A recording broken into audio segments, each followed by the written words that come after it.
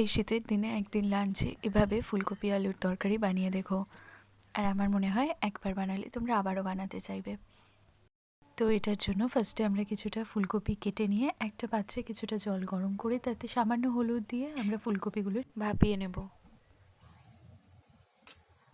এটা সেদ্ধ হতে থাকবে ততক্ষণ আমরা একটা মিক্সিং জারে কিছুটা রাফলি কেটে নেওয়া টমেটো, আদা, রসুন নিয়ে নেব। এটার আমরা একটা পেস্ট বানিয়ে নেব। এবার ফুলকপিগুলো সেদ্ধ হয়ে গেছে, এবার এটাকে আমরা সাইড করে রেখে একটা কড়াই কিছুটা সর্ষের তেল দিয়ে দেব।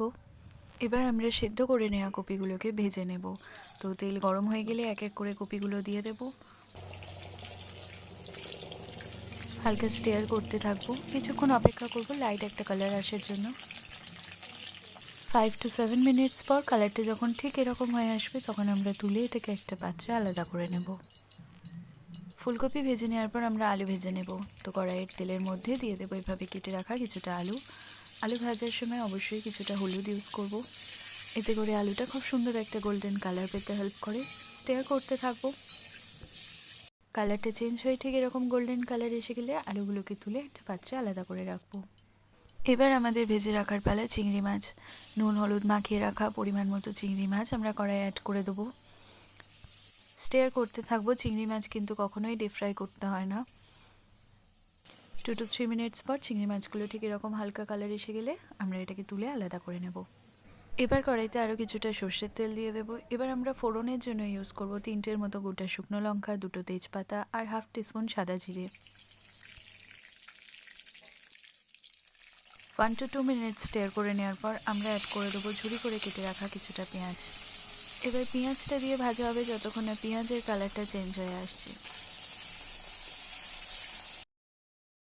কিছুক্ষণ স্টিয়ার করে নেওয়ার পর যখন পেঁয়াজের কালারটা চেঞ্জ হয়ে ঠিক এরকম হয়ে আসবে তখন আমরা অ্যাড করে দেবো টমেটোর যে পেস্টটা আমরা রেডি করেছিলাম সেটা। টমেটো, পেঁয়াজ, গোটা মশলা পুরোটা খুব ভালোভাবে মিশিয়ে নিয়ে কিছুক্ষণের জন্য আমরা কষতে থাকবো। দেন আমরা অ্যাড করব 1 টিস্পুন হলুদ গুঁড়ো। পুরোটা দিয়ে খুব ভালোভাবে মিশিয়ে নেবো, আমরা কষতে থাকবো। দেন আমরা অ্যাড করব 1/2 টিস্পুন চিনি আর স্বাদ মতো নুন। পুরোটা খুব ভালোভাবে মিশিয়ে নেবো। চিনি এর স্বাদটাকে অনেকটা ব্যালেন্স করতে হেল্প করে। অ্যাড করব 1 টিস্পুন জিরে গুঁড়ো আর 1/2 টিস্পুন কাশ্মীরি লঙ্কার গুঁড়ো। পুরোটা খুব ভালোভাবে মিশিয়ে নিয়ে কিছুক্ষণের জন্য স্টিয়ার করতে থাকবো। দেন যখন মশলা থেকে তেল ছেড়ে আসবে তখন আমরা অ্যাড করে দেবো ভেজে রাখা আলু। আলু দিয়ে পুরোটা খুব ভালোভাবে আবারও মিশিয়ে নেবো। কিছুক্ষণের জন্য আবারও কষতে থাকবো। 3 to 5 মিনিটস পর আমরা অ্যাড করে দেবো ভেজে রাখা ফুলকপিগুলো। এবার ফুলকপি, আলু পুরোটা খুব ভালোভাবে মিক্স করে নেবো। দেন অ্যাড করে দেবো ভেজে রাখা চিংড়ি মাছ। পুরোটা আবারও খুব ভালোভাবে মিশিয়ে নেবো। কিছুক্ষণের জন্য কষতে থাকতে হবে।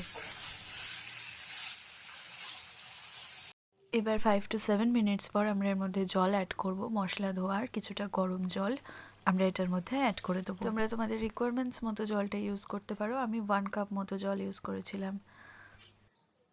আর জল সবসময় গরম করে ইউজ করতে হয়, এতে করে তরকারির স্বাদটা অনেকটা মেনটেন হয়। পুরোটা খুব ভালোভাবে মিশিয়ে নিয়ে কিছুক্ষণের জন্য ফুটতে সময় দেবো।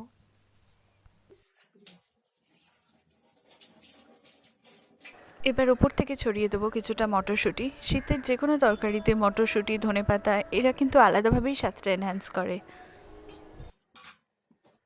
পুরোটা মিশিয়ে নিয়ে ঢাকা দিয়ে কিছুক্ষণের জন্য সেদ্ধ হতে বসাবো। সেদ্ধ হয়ে যাওয়ার পর আমরা ফিনিশ করব ঘি, গরম মশলা, চেরা কাঁচা লঙ্কা আর ধনেপাতা দিয়ে। পুরোটা খুব ভালোভাবে মিশিয়ে নিয়ে কিছুক্ষণের জন্য গ্যাস অফ করে ঢাকা দিয়ে রেখে দিও। এতে করে গরম মশলার পুরো ফ্লেভারটা পুরোটা খুব ভালোভাবে অ্যাবজর্ব হয়ে যাবে। দেখো কালারটা কত সুন্দর এসছে। যারা ফুলকপি চিংড়ি একবারও ট্রাই করনি তারা কিন্তু অবশ্যই একবার ট্রাই করো।